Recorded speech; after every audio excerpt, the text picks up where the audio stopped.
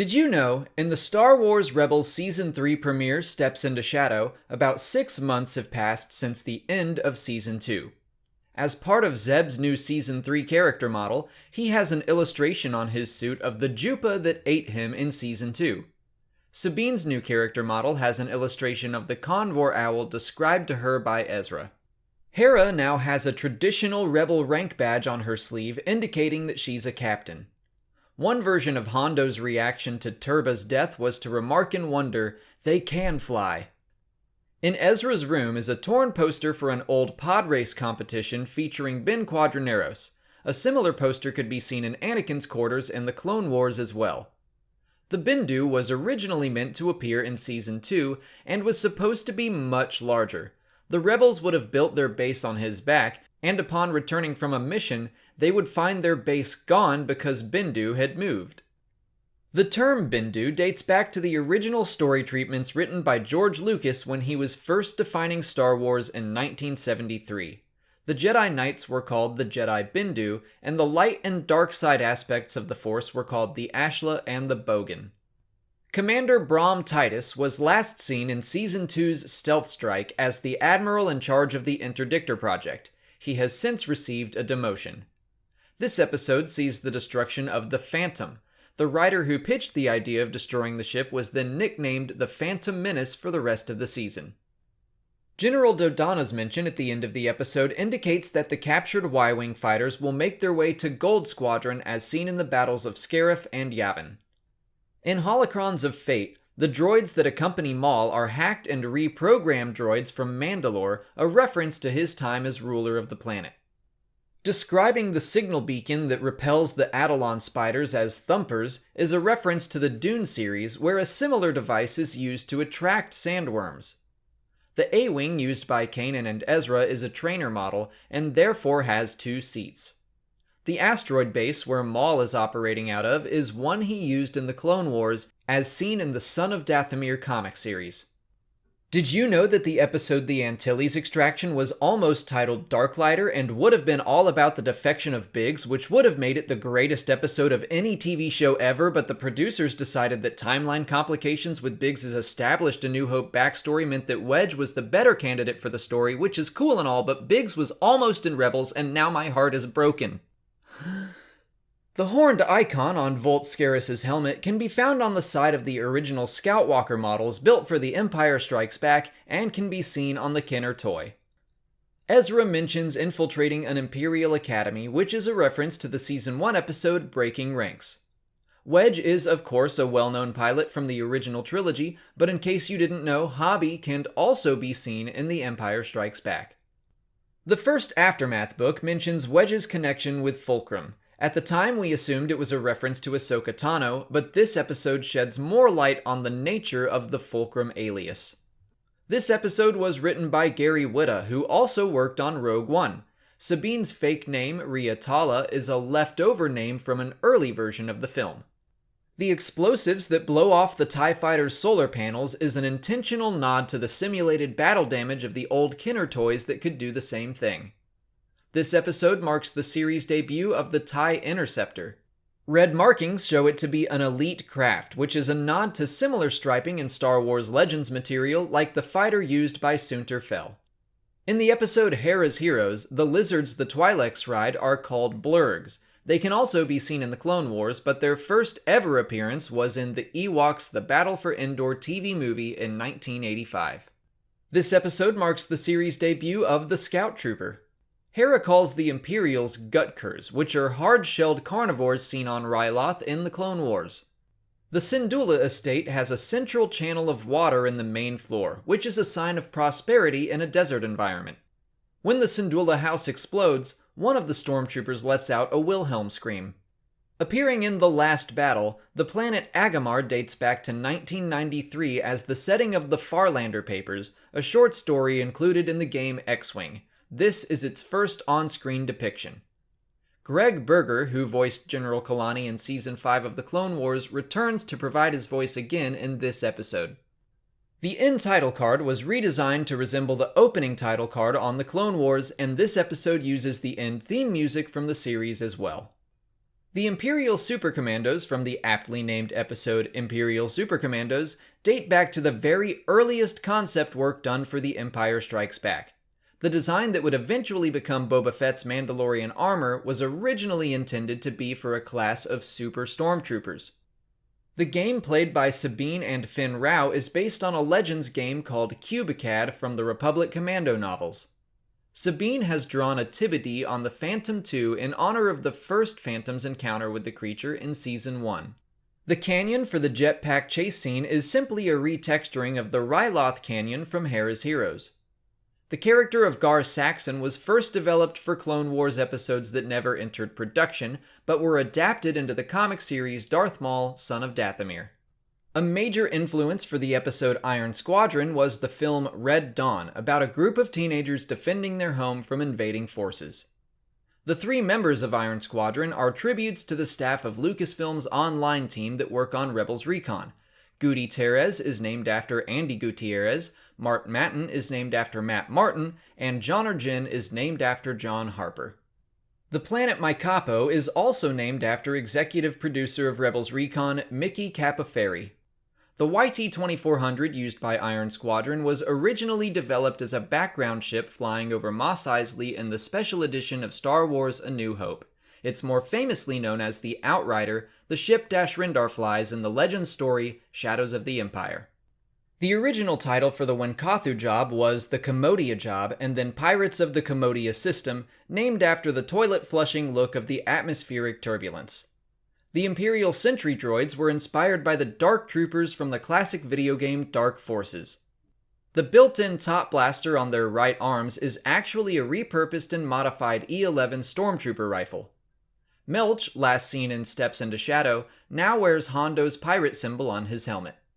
The Twi'lek Ark of the Covenant, first seen as an Easter egg in the Clone Wars, is among the treasures aboard the transport. Mr. Sumar made his reappearance in An Inside Man. He nearly made an appearance in the Season 2 premiere where he would have been depicted as very anti-rebel, angered at the enhanced Imperial security they provoked. The TIE Defender design comes from the classic 1994 TIE Fighter video game. When describing the haunting visions of Maul that Ezra sees in Visions and Voices, Dave Filoni wanted them to have a Freddy Krueger quality. The Dark Saber first appeared in the Clone Wars Season 2. Its inclusion spawned a great deal of story development regarding Mandalore's ancient past. Maul's sanctuary is decorated with battle droid heads and discarded helmets from his former Mandalorian warriors. Maul has stolen a painting of Duchess Satine Kryze, Obi-Wan's love, who Maul killed in the Clone Wars.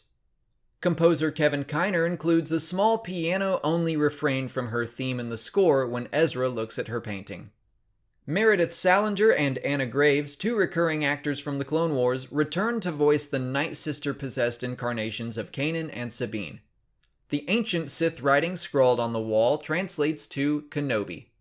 The battered Rebel helmets in Ghosts of Geonosis are the same commando designs seen in Return of the Jedi and Rogue One.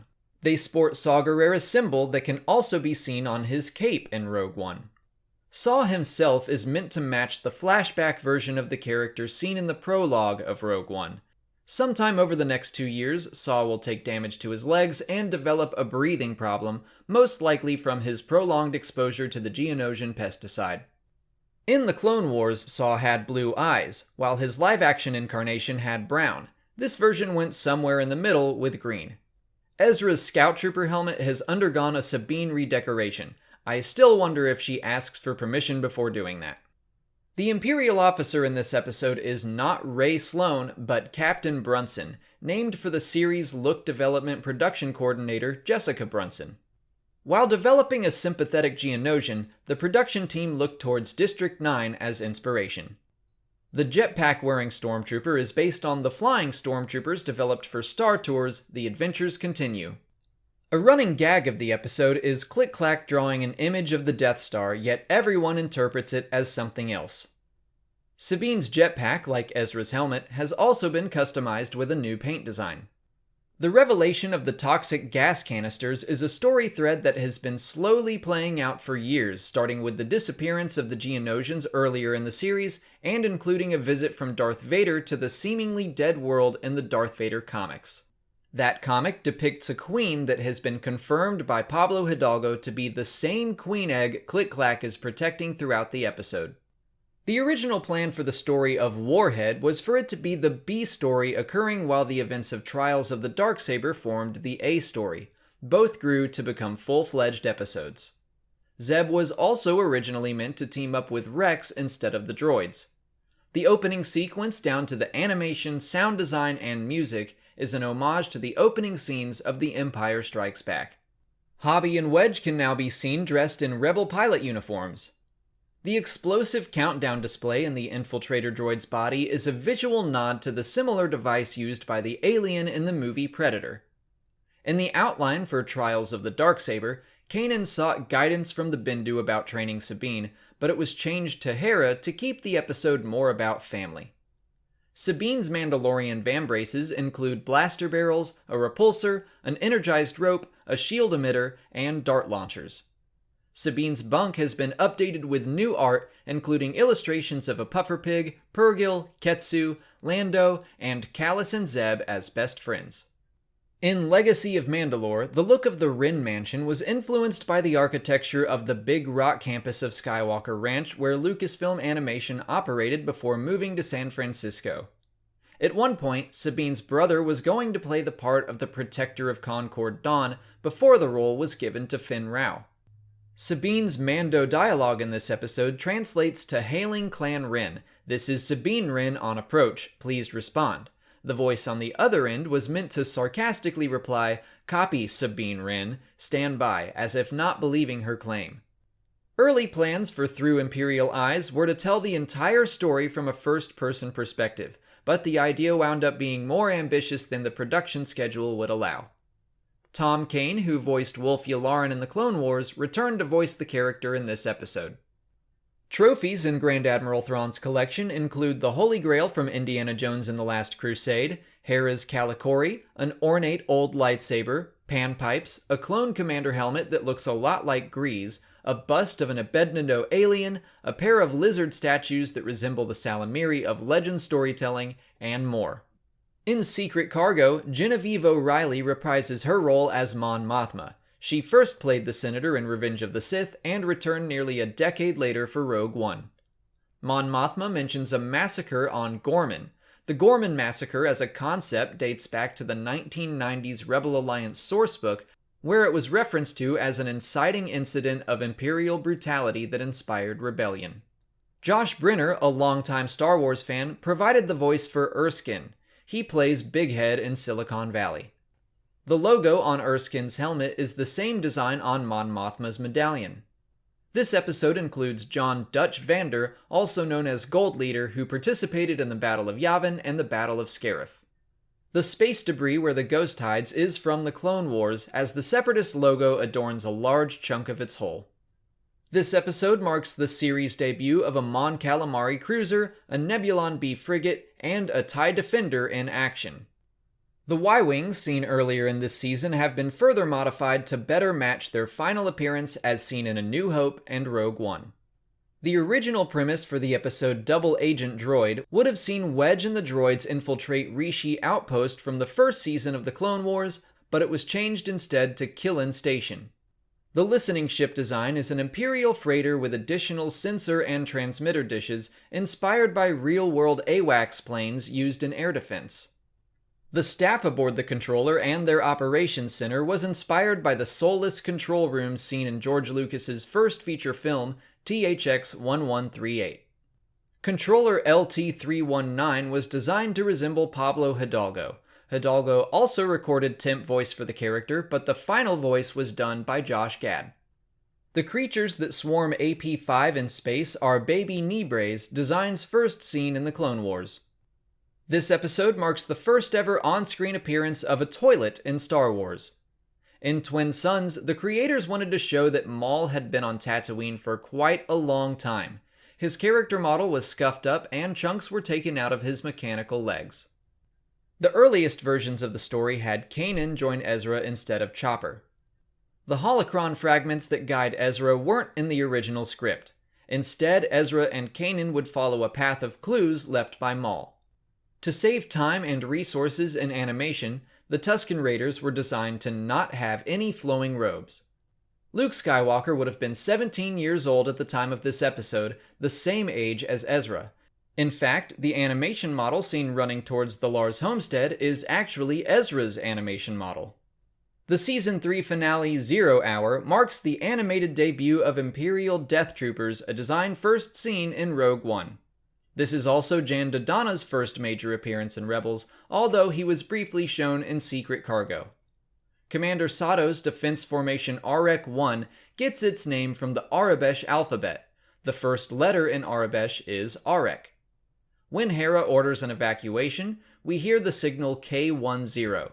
This is the same evacuation code announced on Hoth when Princess Leia gives the same order in The Empire Strikes Back. General Dodonna's forces are called the Massassi Group, named for the ancient temples found on Yavin 4. The 8-spoked cog on Ezra's spacesuit indicates that it dates back to the Republic.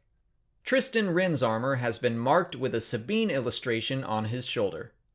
Thrawn wears a version of the Imperial officer battle armor seen on General Veers in The Empire Strikes Back. Thrawn's version keeps his uniform coloring and has his insignia at the top of the helmet. Seen among the ships of the Rebel fleet is a Dornian gunship, which was originally created as a background vessel barely seen in Return of the Jedi. The season finale brings an end to Phoenix Squadron with the destruction of the Phoenix Nest Carrier, the death of Commander Sato, and the loss of Atollon. And that's it for today. I hope you enjoyed this season of Star Wars Rebels and this video breaking down all of the smaller connections to be found in each episode. Until next time, please like this video, subscribe to the channel to keep up with Star Wars news and lore every single day, follow me on Twitter, Instagram, and Facebook, and consider checking out my Patreon page. As always, thanks for watching, and may the Force be with you.